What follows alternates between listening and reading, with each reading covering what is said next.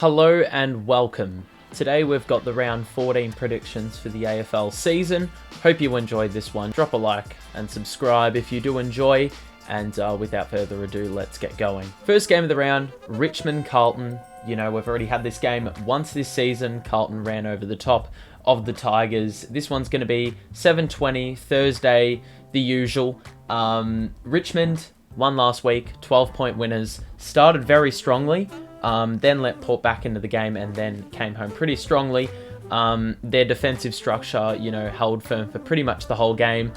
They had a plan, they had a strategy. They had, a couple of areas they could have exploited against the power. They had more size, and that evidently showed every single time the power kicked the ball into the forward line. Richmond backline players were always present and always making an impact. So that was good to see. Judson Clark scored 2 goals on debut, so that's what you want to see from your rookies. And, an area of Richmond that hasn't really been, attended to as much. It's been actually really neglected, to be honest, the development of young players. But, players like Judson Clark, if they can give him some opportunities and, if he has an impact, then obviously it warrants, game time, warrants a spot in the best 22. So you're not complaining with that. Liam Baker's also been absolutely influential. Last week kicked a really crucial late goal that sealed the game for the Tigers ultimately, but his impact, his toughness, his ferocity is just, something that only a few players are going to give you on a weekly basis, and he does it without failure. So, obviously, he's been one of the big improvers over the last couple of years for the Tigers. The Blues won against the Bombers last week. We did cover on this channel the fact that Carlton still can't play 4 quarters. Obviously, that week off wasn't enough to, iron out the kinks. They did get the job done, though, and they continue to do that on a regular basis. Every single time they play like garbage, they still, repay the faith and pick up the 4 points almost all the time, with Collingwood, that loss being the exception. So I think this is going to be a tough game to pick. Carlton are missing some really good players. I mean, Lewis Young's been really good. Marchbank came into the side last week and probably didn't have the best game of his life. Look, I'm actually going to tip Richmond to win this one. Obviously, I'm just going against all Carlton supporters, including myself. We should really be giving Carlton a lot of faith.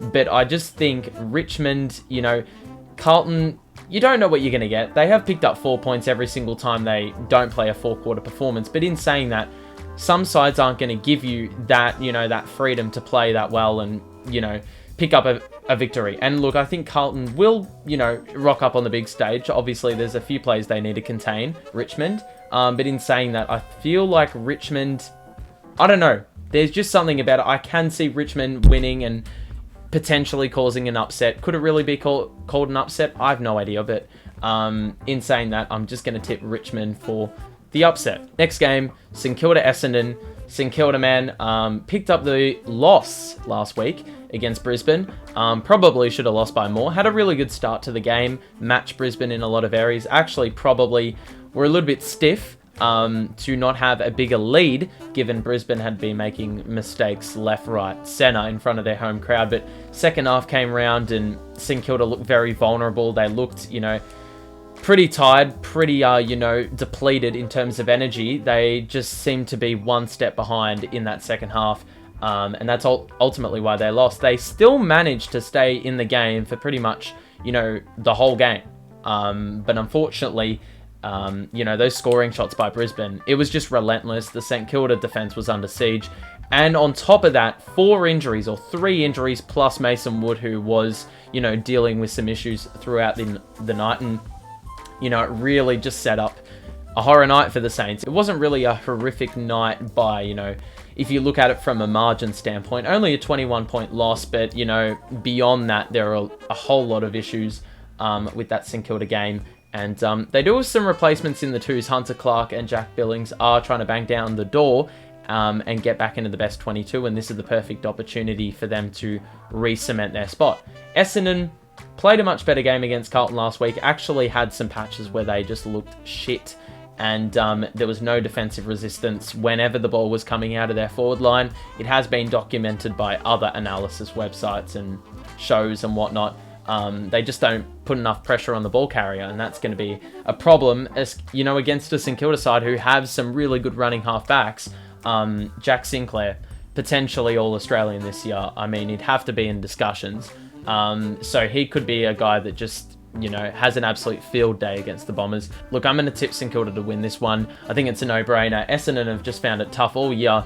Even when they play some good footy, they don't do it for long enough periods of time. And on top of that, even if they play, a really solid brand of football, it's just never enough. They don't have the firepower to do it. So St Kilda to win this one in what I think is going to be a pretty one-sided affair. Saturday games, we've got Port Adelaide, Sydney, and the big story coming out of Port Adelaide's performance last week was it the right decision to play Zach Butters and Tom Jonas after they both collided into each other? That just really summed up their night. They had a lot of things not going their way. Sam Hayes was out with illness, I do believe. They didn't have a ruckman to go with Nankervis.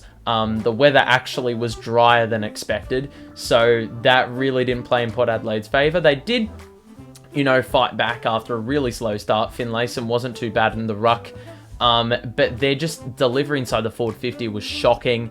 They didn't really try to do anything to adjust and sort of catch Richmond off guard.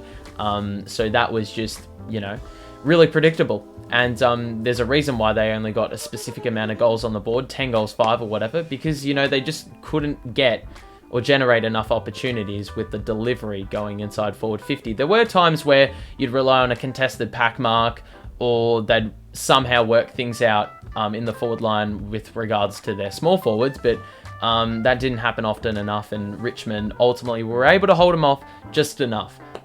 Sydney, couple weeks ago, they played and they beat Melbourne, and that was a really compelling performance by them. I didn't really see them winning that game to start things off. Melbourne are just a different football side from a few weeks ago, when they had won 17 in a row, bridging from last year to this year. But in saying that, I mean, Sydney, they stuck with them for pretty much the whole game, and then the last quarter hit. Logan McDonald had some big moments. Tom Papley, I believe, kicked the last quarter goal. Just the midfield dominated, realistically, and their backline held up really well too. Melbourne sort of, didn't really, do much to worry the scorers, really. And Sydney were able to take advantage of that. I actually think this is going to be a really good game. It is at the Adelaide Oval. That could sway it into Port's favour just a little bit. But Sydney, they were scorching hot. Could the bye have come at a worse time, given they had beaten the top side in the league? But in saying that, I think they're going to carry over that form and pick up the W against Port Adelaide. We've got West Coast Geelong at Optus. Could things get any worse for West Coast? You just got to look at North Melbourne and then you may feel a little bit better. But in saying that, they picked up a 5-goal loss to the Crows a couple weeks ago. It wasn't too bad, but there was 2 plays I watched. I only watched the first quarter, and that was enough for me. First and foremost, Jack Darling being sacrificial of his own shots at goal. He had a shot about 40 metres out in open play, and he decided to pass it off to like 15 metres out. Key forwards do not do that. If they're at the peak of their form, the confidence is running high, all of the above, you're taking that shot on goal. And I think that really speaks volumes about West Coast and, all the issues they've had throughout the year. It's just been channeled through every single player. It just looks really grim for them. And then Josh Kennedy, I believe he had a chance on the goal line or in the goal square, and he fumbled the ball and made an absolute meal of it. And this was all in the first quarter, where they only registered 1 score and were down by 5 goals at quarter time. That was the difference ultimately. So if you're going to come out of the gates like that, you're not winning. Geelong, I actually tipped against them the other week against the Bulldogs, but they just continue to seize the day and have really good performances. They are quietly achieving. They are 8-4, could be 9-4 after this, and you'd be extremely happy with that. Some thought that Geelong would slip down the ladder, and look, they're only a win outside of first place. So a lot to, bring out of the Cats season that is really positive. I think they're obviously going to win this game. West Coast are miles off it. And Geelong, while they beat the Bulldogs, and I don't know how good the Bulldogs are, we'll cover that in a moment, but, they are in some very good form right now, and West Coast, they're just going to be hit by an absolute brick wall. Geelong to win. We've got GWS and the Bulldogs. 7:25, Giants Stadium. The Giants got back on the winners list. Mind you, I'm not sure if they were on the winners list before the buys, but regardless, it's irrelevant. Picked up the W against North. Lockie Whitfield's back. Harry Himmelberger, 37 touches and 16 marks. I mean, obviously, it's not going to come up against any other team besides North Melbourne and maybe West Coast. But, I mean, it was just... I mean, I didn't really watch this game because you look at it on paper and you're like, 3:20 match at Marvel, North Melbourne GWS, who's watching that? Both sides are in the bottom four. But the Giants, I mean, Whitfield had a really good game, as I said, on return. Stephen Cornelio, gun. Who would have thought? You play him in the midfield and he plays well. Braden Bruce still needs to come back in. Nick Haynes was an emergency, so that really just goes to show how tough it is for competition at the moment if you're a Giants player. But yeah, I think it's going to be really intriguing because the Bulldogs haven't really carried the best of form all year. Obviously, the developing story over the buys for them has been the Bailey Smith saga. And obviously, you can have all sorts of different approaches on that. But I'm not talking about that because it's not football on-field related. Look, I actually think GWS can win this game. Much improved form under Mark McVeigh. And the Bulldogs, well, I think this could be a tough one for them. Every single time I, instill a little bit of faith in them, I have a little bit of confidence, they always let me down. And you know what? They're probably going to win this week as I tip against them. So that's exactly what I'm going to do. I'm going to tip GWS to win at home. As I said, improved form. The Bulldogs cannot get consistency for their life. And Aaron Norton, got absolutely held down by Sam De Koning, who's played like a dozen AFL games. So that doesn't really bode well. Giants are going to win this. Last game of the round, Gold Coast, Adelaide. And Gold Coast, I mean, for the first time in forever, the Suns are not going or didn't go into the buys with a losing record. They are 6-6. They actually have a sniff at finals, and they've got a very, very favourable run going towards September. And this is another game that they can easily win. This is a very defining month for the Suns, and they need to get this victory here. The Crows won, the last week they played against the West Coast Eagles, and obviously wins like that, you've got to pick them up.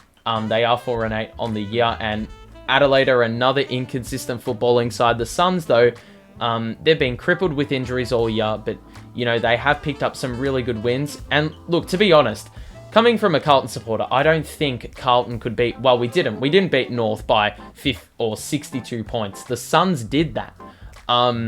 We did beat them by a bit, though. But the Suns, they're getting wins bigger than they have ever done. I can't recall games where the Suns are blowing out opponents like they are doing.